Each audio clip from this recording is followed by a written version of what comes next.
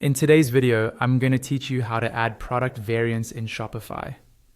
By the end of this walkthrough, you'll know exactly how to add things like sizes, colors, or any other options to your existing products, so your customers can choose the version that fits them best.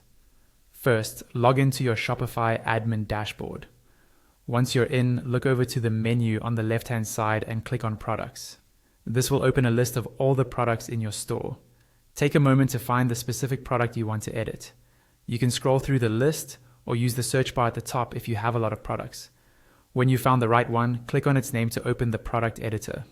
Inside the product editor, scroll down the page until you see the section labeled Variants.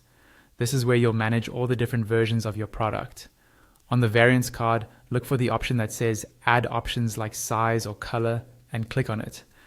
A drop-down will appear with some recommended option types, such as size, color, material, and so on. You can pick one of these suggestions, or if your product needs something more specific, you can create a custom option. For this example, we'll use size. Now you'll see a field for the option name, which in this case could be size. Below that, you can add the individual variant options like small, medium, large, or whatever makes sense for your product. As you type, Shopify may suggest common options, and you can select from the drop-down to speed things up. Add as many size options as you need. When you're finished adding them, click Done at the bottom right of that panel to confirm. If your product needs more than one type of variant, for example, size and color, you can add another set of options. To do that, click on Add another option and repeat the same process. Give the option a name, such as color, then add each value like red, blue, or green. Again, click Done when you're happy with what you've entered.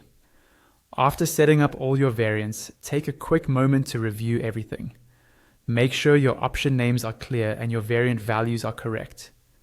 When you're satisfied with how it all looks, go to the top of the page and click Save near the search bar.